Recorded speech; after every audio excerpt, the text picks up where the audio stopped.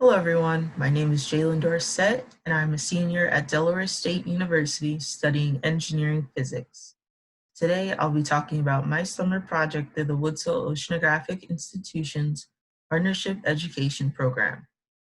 There I worked with Dr. Michelle D. Benedetto and Dr. Lauren Molyneux on exploring the influence of helical swimming in turbulence on larval dispersal. So first I want to talk about larvae and their dispersal. So what are larvae exactly? Larvae are the immature form of an organism. The larvae of benthic invertebrates are transported in the water column based upon ocean flow as well as their swimming behaviors. Larval transport is helpful to learn more about larval dispersal, which is essential for successful settlement and maintenance of populations of certain oceanic species. On the left of the screen, you can see two examples of larvae that swim in the ocean, which are the eastern oyster larvae and the veliger larvae of the marine snail. For our project, we looked at the influence of helical swimming patterns combined with small-scale turbulence on larval dispersal. And when we mean helical swimming, we're talking about the combination of straight line and circular motion in a corkscrew-like trajectory of swimming. On the left side of the screen, you can see examples of real-life larvae swimming in helices in these 2D images. And while they may not be swimming in a perfect corkscrew-like trajectory, looking at how they swim in their paths is helpful for us to learn how we can model their swimming in our simulations. For our modeled helical swimming, use the equations below, which were a combination of the side-to-side and vertical swimming parameters that make up helical swimming. We simulated idealized small-scale turbulence with equations below, which convey the circular swirling patterns of turbulence, which can also be referred to as eddies. These eddies hold our flow parameters, which was our U of F and our W of F, which is our horizontal and vertical flow speeds. For our methods, we used MATLAB and a combination of the turbulence and swimming equations to show the effects of changing swimming parameters on swimmer spread. The parameters in the codes that we varied were W sub S, which is our vertical swimming speed, U sub S, which is our side-to-side swimming speed, and SW, which is our helical frequency. And all of these parameters were relative to our flow parameters of U of F and W of F, which were set equal to 1 to show that it is constant in time. Trying to understand our data, we use the standard deviations of swimmer displacements to show how much the swimmers could deviate from a centered path. If we saw that there was a high standard deviation in our swimmer displacements, that would show that in the X horizontal direction and the Z vertical direction, the swimmers would spread a lot and they would not swim efficiently and effectively together in a uniform motion.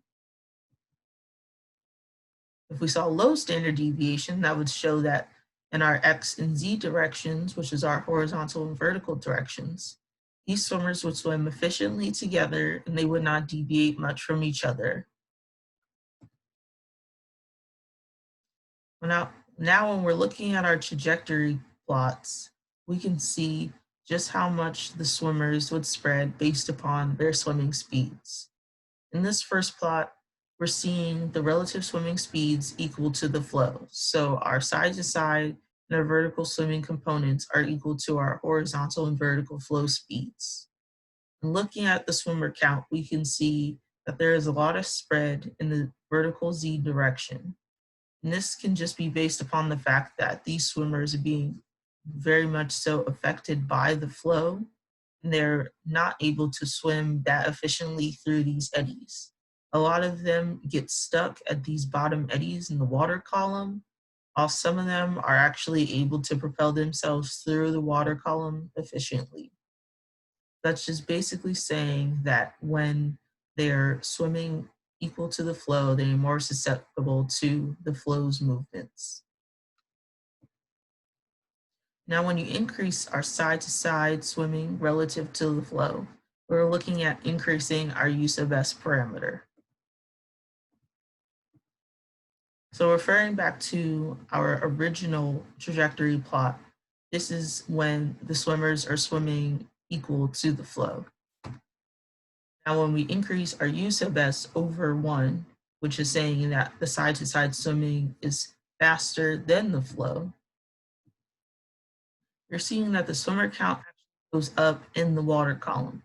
So a lot of these swimmers are able to swim more efficiently through the water column in our vertical Z direction based upon the fact that they are not as affected by our flow as much. And lastly, when we're looking at our standard deviation of vertical and horizontal spread, when you increase side-to-side swimming or our use of S, you're seeing that there's a lot of changes in where the swimmers end up. So first, to look at our X direction, our horizontal spread, which was our blue dots, you can see that as you increase side-to-side swimming, there's an increase in standard deviation, which means that a lot of these swimmers spread out more horizontally. Now, this can just be from the fact that they are swimming side to side more, which is our horizontal component of our helical swimming.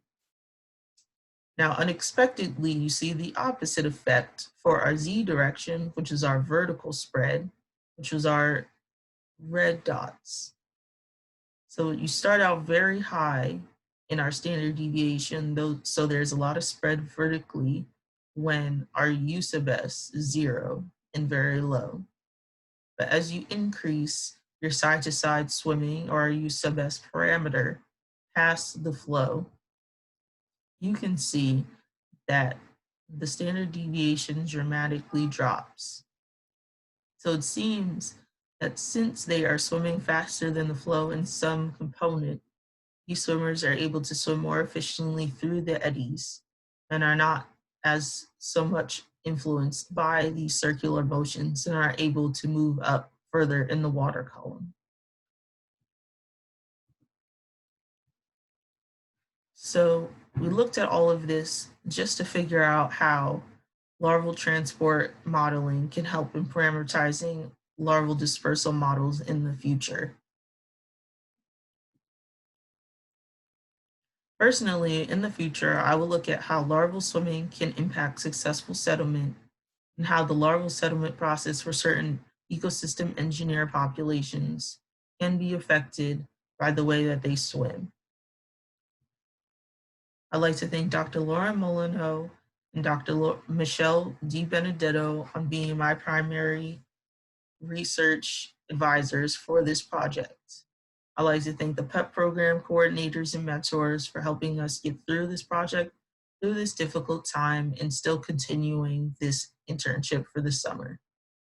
I'd like to thank our Larval Ecology Lab group for hosting literature reviews so that more about larval behavior. I'd like to thank the Woods Hole Oceanographic Institution for funding this program and being able to continue it.